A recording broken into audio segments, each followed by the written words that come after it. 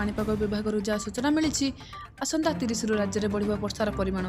आज 6 जिला को येलो अलर्ट जारी। आसंता 30 राज्य में बढ़ वर्षार परिमाण। 29 तारिख में बंगोपसागर में एक घूर्णिबल सृष्टि होगा बेले 30 बेलू यह प्रभाव में एक लघुचाप सृष्टि होवार संभावना रही, जहाँ प्रभाव में राज्यर प्रबल वर्षा होब बोली आकलन करा जाउछि। वर्तमान सूचना अनुसार बंगोपसागर में सृष्टि होता सदृश लघुचाप दक्षिण ओडिशा और उत्तर आंध्र प्रदेश उपर सक्रिय रही। यह प्रभाव में राज्यर विभिन्न स्थान में वर्षा जारी रही। विशेषकर दक्षिण और उत्तर ओडिशा रे आभ्यंतरीण इलाकार वर्षार प्रभाव अधिक रहुवा बेले शुक्रवार पश्चिम ओडिशा रे विभिन्न जिले में प्रबल वर्षा आशंका रही।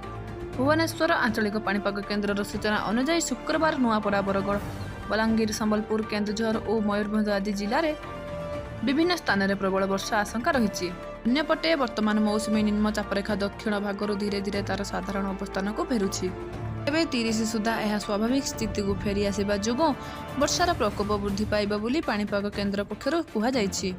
परंतु खबर विषय संपूर्ण अपडेट जानवा पूर्व किंतु ता पूर्व वीडियो को गोटे लाइक करंतु, सांगमान सहित शेयर करंतु एवं जदि आपण आम चैनल माई नुआ प्रथम थर पर आम चैनल को देखुवे ताहले एबे ही चैनल को सब्सक्राइब करी पाखरे थिबा बेल आइकन को क्लिक करी ऑल उपर क्लिक करंतु।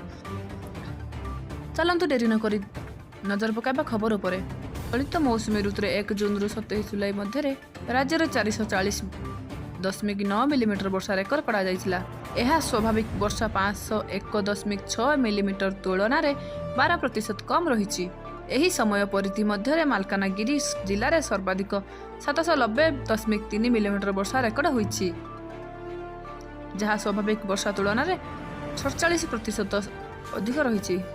सेहीपरि पुरी जिले में सर्वनिम्न 276.1 मिलीमीटर वर्षा रेकर्ड करा जायतिबा बेले यह स्वाभाविक वर्षा तुलन में 31% कम रही।